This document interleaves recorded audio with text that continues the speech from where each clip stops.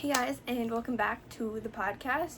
This episode we are recapping the Atlanta Braves series and then our look into the Baltimore series we are playing again. It has literally only been 4 days since we last played Baltimore. We play them tonight. So yeah, let's hop right into this.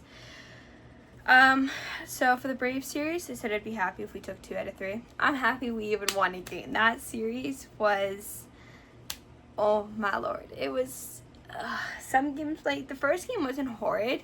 Game 2 was horrid. Game 3 was really good.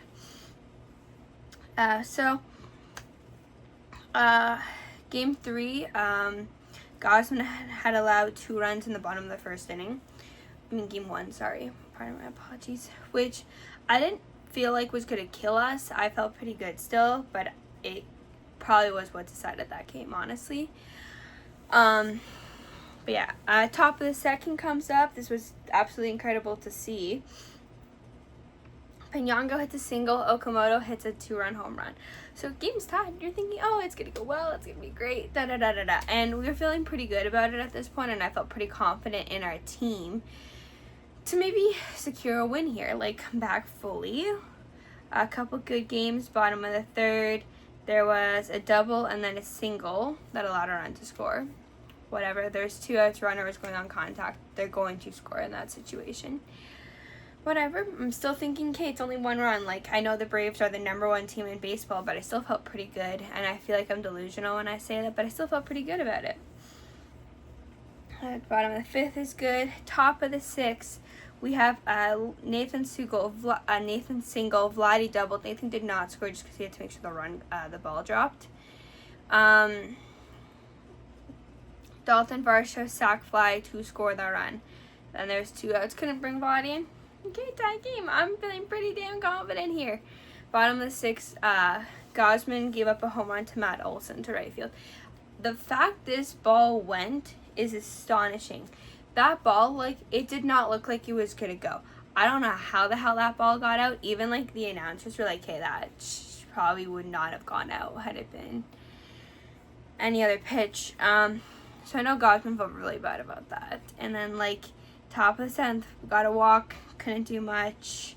And at this point, like, the good pitchers came in. We led off the top of the 9th with a single and then an out Okamoto single. Just could not bring them in, which it sucks. We almost had them. But whatever, like, not a horrible game. I know Gosman said his biggest, what he felt like what not messed the team up that game was the fact he allowed a leadoff walk to Acuna in the bottom of the 1st and then a double. He felt like that's where the game really changed. And he said had he gone out there and able to not give up one, maybe both those runs, he felt like he would have given his team a better advantage. I agree with him and I don't. I agree, like, hey, maybe it sucked that Atlanta scored first. But there also was not a lot of offense from the Jays in this game, which I feel like didn't help. Gosman also used the phrase after this game, it feels like we go 4 steps forward, 2 steps back for everything, how the team's going, the momentum, all of it. And I love that quote because it honestly feels like that's how it works with the team. Look at Baltimore. We had won 4 straight in Baltimore. We were up 500, had a chance to go over 500. Hoffman fell apart in the 9th. Okay, 1 game under. Then game 4 in Baltimore fell apart. This game lost. He said it feels like we finally get forward and now we're 3 steps back. 2 steps, I mean. Which is ironic because now we're 3 games under 500. Alrighty, so not a great game, but like overall, like other than Gosman giving up the 4 earned runs, Fisher had a scoreless inning. Fluharty had a scoreless. Seabold went scoreless. Fluharty only faced 2 batters though, and Seabold did 1. So, and because we were losing, we didn't have a 9th inning. Bottom of the 9th. But yeah, like Gosman, like other than those little things, it wasn't that bad of a game. I wasn't angry. Like I think like there was a couple 0 for 4s here. 0 for 3s. Those were a little more frustrating. But you know, I was chill about it. The Braves are the #1 team in baseball and it's fine. Like game 2 is where I kind of felt like everything went wrong. like a lot. So this is actually one of the better things. This was where I felt like there was going to be bad juju, kind of. So top of the first, Nathan single, Pinyango single, Vladdy walks, bases are loaded with nobody out. Sanchez grounds into a double play. Only one run comes in. So I felt like that was especially when you have the bases loaded and you ground into a double play. That's not good. That's not good momentum. And then Ernie struck out on a foul tip. It's not good momentum at all for the team. And like you want to go out there and capitalize on that. They couldn't capitalize. So I felt like this inning as a whole is definitely like it reminds me of Gausman's quote. They finally get runners in scoring position. Can't do anything. So I feel like this team, like game 1 and 2, are really reminiscent of like what Gausman was saying and how the team is and how they haven't had one good, really, really good stretch where they're all the defense is good, hitting's good, and pitching. It's all like, okay, hitting's really good these days, well, pitching's not. We're playing really good defense right now. Well, maybe you're not hitting or this is going wrong. I feel like I agree with Gausman. Nothing's been working all at the same time. This was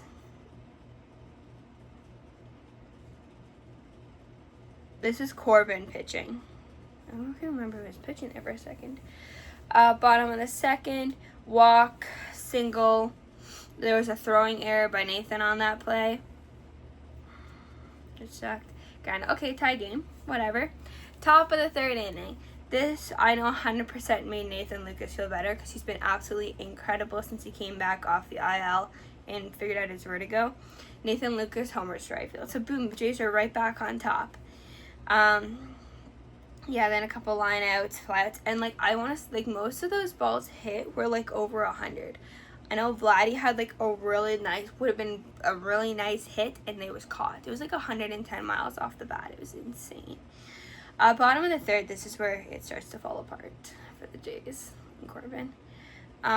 He has 2 out, give us up a single, double, and then a 3-run home run. Now we're down 4-2. Now I'm thinking, okay, and then he gives up a walk. Finally gets a third. I'm like, okay, maybe at this point I'm thinking, okay, maybe we can come back.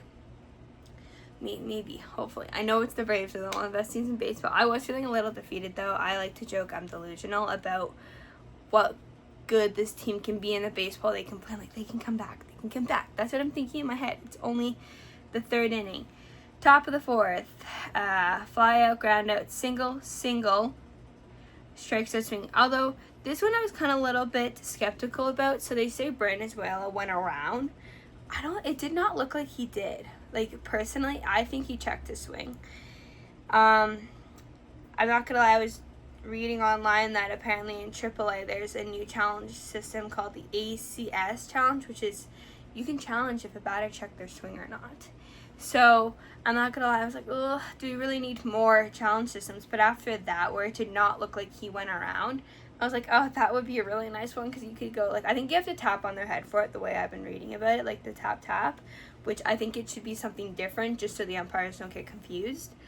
But I definitely feel like he didn't go around. And I feel like that right there was a huge turning point in this game aside from the bases loaded in the first because we had the tying run on second and third. We had a tying run on first and to bring us in 1 run at third, which was Okamoto. So I was a little disappointed. Bottom of the fourth, nobody scores. Top of the fifth, 3 up, 3 down for us, this is where it's starting to feel a little bit discouraging, I'm not gonna lie. Top of the sixth, Varsho walked. Other than that, it was 3 up, 3 down, no hits. Top of this, other than that, nothing else was really happening for anyone until the bottom of the 7th, which was Mako. So bottom of 7th and the 6th were split by Mako and Rodriguez. So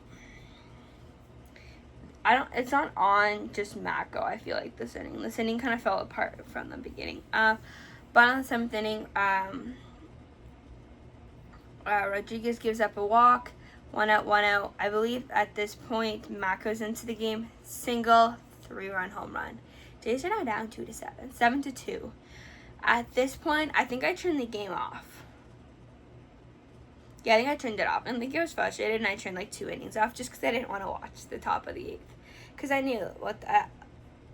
knew what was going to happen, and I just did not feel like watching the end of the 7th. Top of the 8th inning, ground out, fly out, single, strikeout. I feel like that's such a big theme of this game. It'd be single or a double. You have 2 runners on, strikeout. All with 2 outs. Every time they came with 2 outs, or there was a guy on with 2 outs. And you can't get going if you're going to strike out every time guys are on base. That's the reality of it. And I just feel like that was such a big aspect of that game. Like, you can't score is basically what was happening. And it's frustrating as a fan to watch it, but I could not imagine the frustration those guys were feeling in that dugout. Bottom of the 8th, 3 up, 3 down. I turned the top of the 9th back on just to watch, just to see. You never know. Maybe we could all of a sudden make a 5-run comeback against the Braves and their best pitcher. Andres Jimenez strikes out swinging. Brandon Valenzuela homers to right field. My one thing was, like, had he not got called out on strikes early in the game, could he not have done that then? Because that would have been such a huge change the whole game. And I was annoyed. But I was really happy for him because he deserves all the success in the world. And I still think he deserves to stay up when Kirk comes back. Nathan Lucas grounds out. And then Miles Straw strikes out. Game over. 7-3 Atlanta. This one was worse than Game 1. Game 1 sucked because it was so close. But this, honestly, in my opinion, was way worse.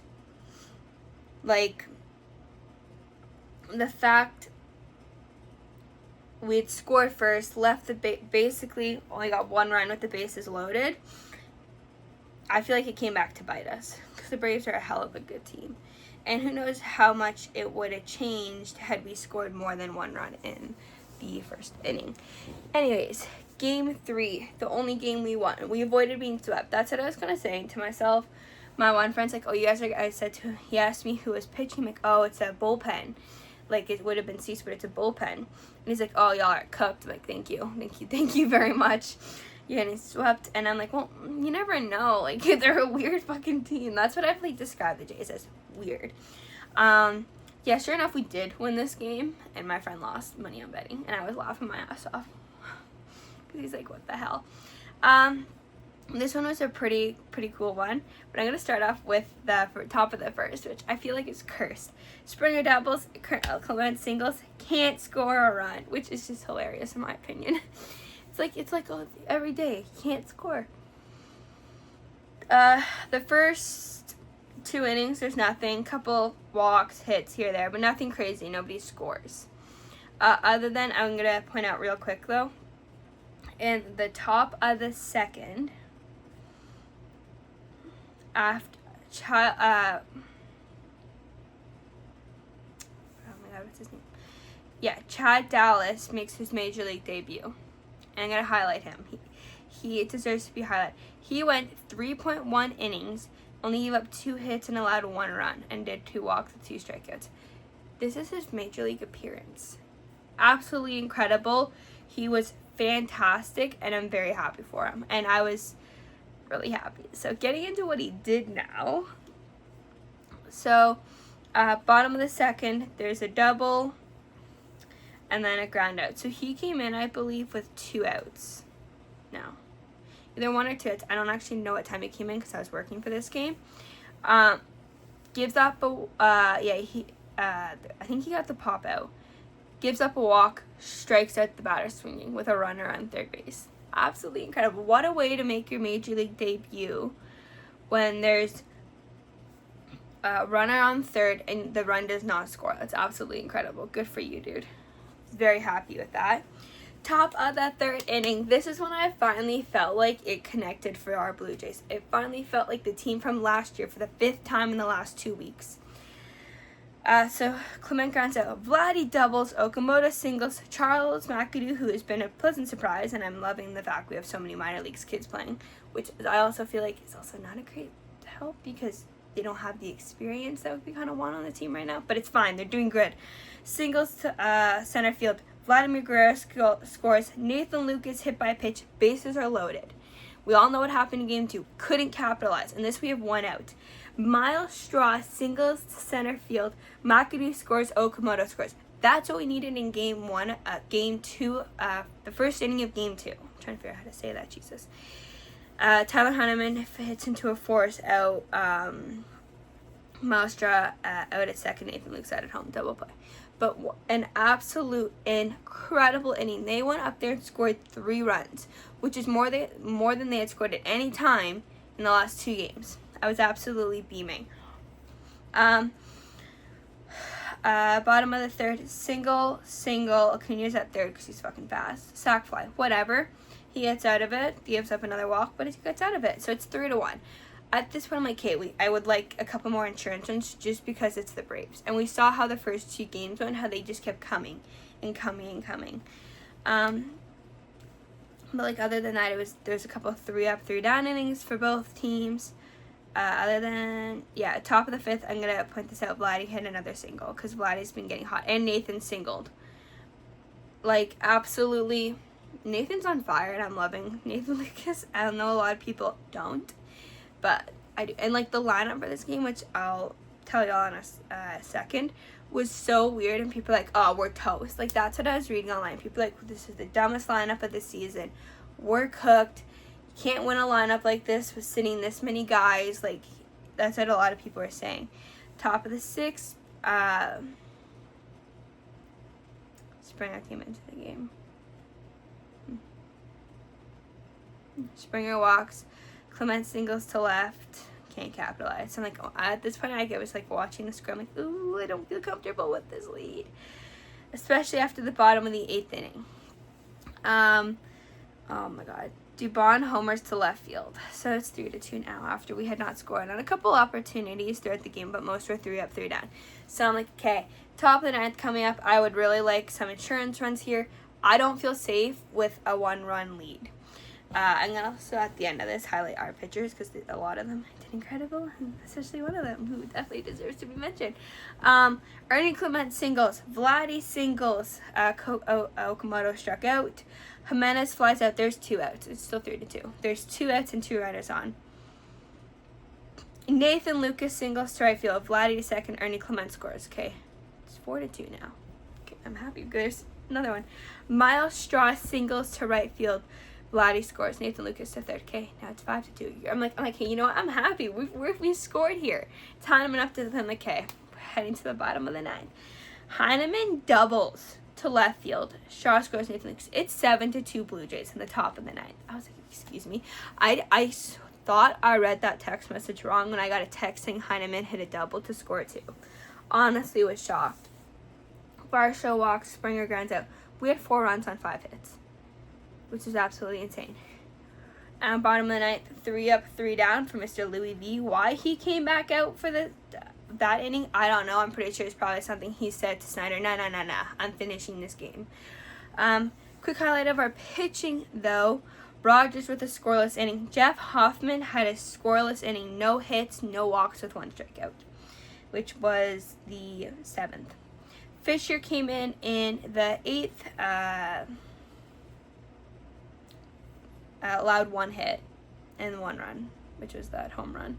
Louis Varland came in after him and then closed out the 9th because Louis is fucking crazy and I love his energy. Had to highlight the whole fact Hoffman seems to work well in the 7th inning. Leave him there. That's where Hoffman's working. Fucking leave him there. That dude has not allowed a run yet in the 7th inning. Leave him there.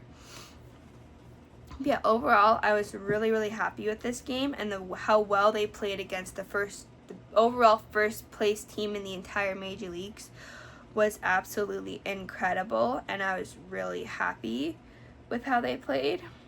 And just hear the starting lineup for this real quick because it's absolutely crazy the fact they went off with this type of lineup. Yeah, it was Springer, Clement, Okamoto, McAdoo, Lucas, Straw, Heineman, Pinongo.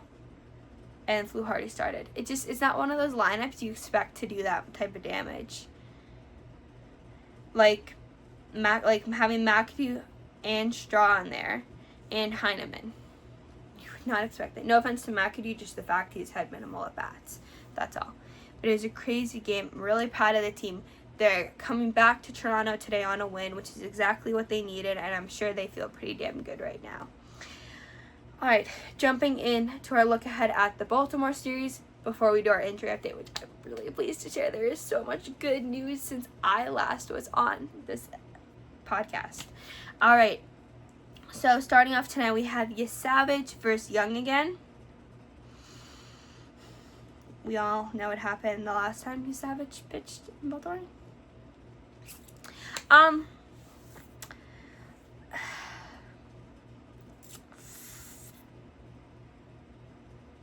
I don't know. I want to say Savage. If Savage has his game today, other than like when he pitched in Baltimore and does not give up 7 walks but only 1 run, we got this. I feel really good in Savage. We got to Young on the weekend, and I just feel like we had got 7 hits and 2 runs off him. We can hit him a little better, we'll be good. Knock him out early. Just get him out of there. Dude's won his last 5. Oh, he's had no decisions. But yeah, I feel like Savage has his game tonight. We're fine. We're fine. Yeah, I feel like we'll be okay. I don't know. It freaks me out a little bit. But yeah. For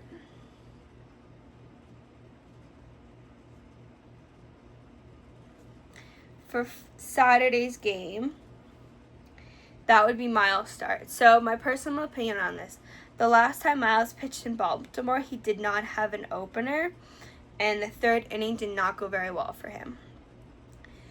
I honestly think, because it'll be Bradish again, I honestly think I understand why he didn't have one last time, which was because the bullpen was exhausted from 2 bullpen games and stuff. I think if Miles has that start in front of him, he'll perform so much better. That seems to work well for him. Do that. I honestly feel like that's how we win Saturday's game, and hope that we can get to Bradish. We could not get to last time at all.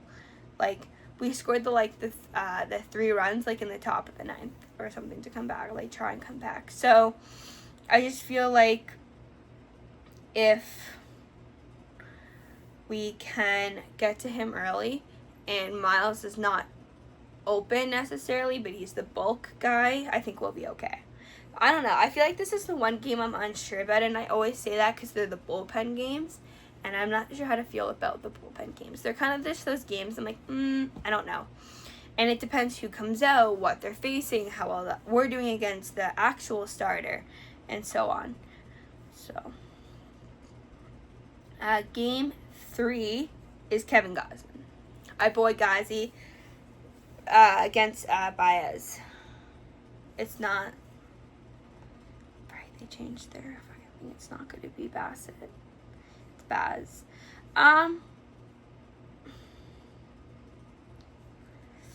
So his last 5, he's had a couple. He goes anywhere between 4 and 7 innings, but allows like 4 to 5 plus hits, other than in one of his starts, which was against the Rays. And he allows anywhere from like 1 to 5 earned runs. So like, I don't know. They got to get to him early though. He seems to last, and Baltimore does have a pretty good bullpen, but like, they got to get to him early. That's my honest opinion. Get to him early. Gausman's ERA is 3.36. This is 4.29, and Gausman's only pitched 4 more innings than he has. So, can we get to him? We'll be good. I also feel like if Gausman has a little bit of a better start than he had in Atlanta, we'll be okay. What I feel like is Gausman's really beating himself over was the start in Atlanta. And who knows, like, any game can go either way. And Gausman's always solid, even when he's struggling. So, I feel like this game will be a good one to watch. And I'm really hoping Gausman's on his stuff and his stuff is there. And our hitters are hitting like they did in the 3rd game of the Braves series. That's all I want this weekend in Toronto. It's like what happened at the top of the 9th and the other inning. to continue to happen throughout the full ball game and not in like 1 inning markers. Have a couple hits here with maybe score a couple here. Like, that's what I want from these guys, and I know they can do it. I know they can do it, and I know the confidence is there.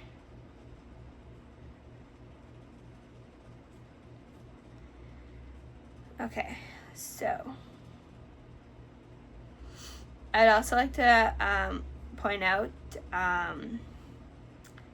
that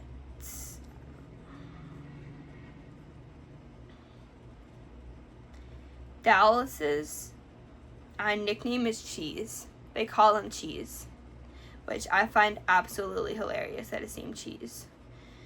So anyways, getting into our injury update segment. This is huge. So we're going to backtrack a little bit. One whistle? Okay. So this is our injury update from Tuesday. I also will cover a lot of this has changed a little bit, so we'll give updates on that. So Dylan Cease, which was his issue with his hamstrings, threw a bullpen today, and some change direction stuff. If all goes well, he'll pitch for Buffalo on Thursday. He did. He pitched for Buffalo. He went 4 innings. I think it was 5 runs, but he had 6 strikeouts. There's a home run or something. I don't actually know what exactly happened, but he was throwing mainly strikes. He feels good. If C says it's a 1 and done. They have to have a conversation with him, which we have not heard any updates since, as Snyder hasn't had his meetings yet today.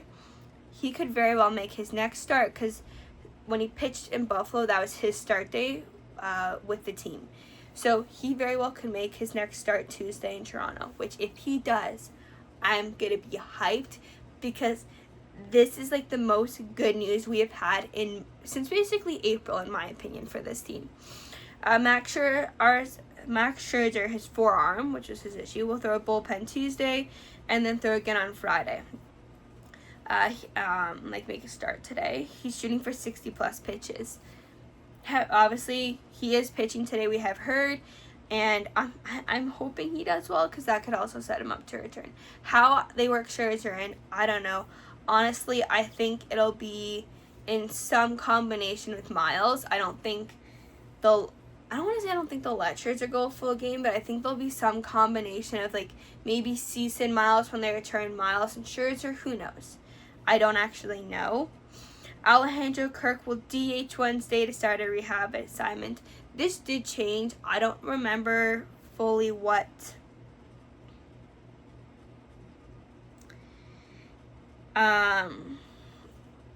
Oh, yeah. So he was rehabbing Wednesday night, catch on Thursday. He's not playing today. He'll move up, play this weekend in Dunedin, and then he'll move up to Buffalo early next week, which would set him up to return for the Yankees series if all goes well. Just quick, so what Kirk did on Wednesday, he had a walk and a home run. I don't know what else he did, but I know he had a home run. I need him back. I'm delusional, as I like to say on here. I firmly believe when Kirk comes back and all of our pitchers come back at the exact same time, it is going to be such a huge morale boost that this team is going to figure all their shit out, and they're going to go on that tear. That is my dream, and that is what I joke is my delusion. But I'm confident, and I feel pretty good about that saying. Anyways, moving on. Bieber, he was in Toronto at the time of this. He will start Saturday in Buffalo. I think he'll need about 2 or 3 just because he's a little farther behind than the rest. But I think for sure 2. So he's starting tomorrow. So like literally by the next time this episode comes out, we should hear if Cease is back. We should also hear when Scherzer could be back and when Bieber. Nance threw a live BP on Monday. He will also pitch tonight in Buffalo. See how that goes. He's a reliever. Barger's back in Florida. He's hitting and throwing again, which is great news, which seems like he probably isn't far out. Sosa has begun hitting again in Florida. This doesn't even need to be included anymore. Sanchez, who was hit by the fan, he's playing again. He be playing again.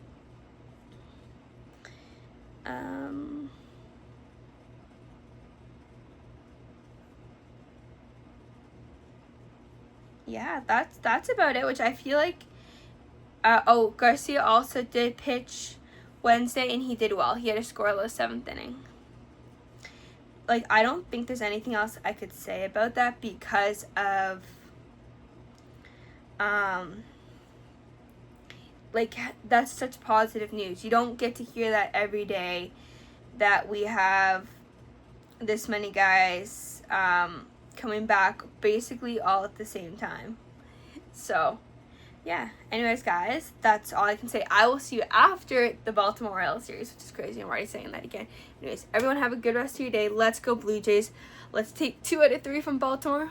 Maybe sweep them. I'd love a sweep, because if we sweep, we're back at fucking 500. Let's go Blue Jays. Have a good day, everybody.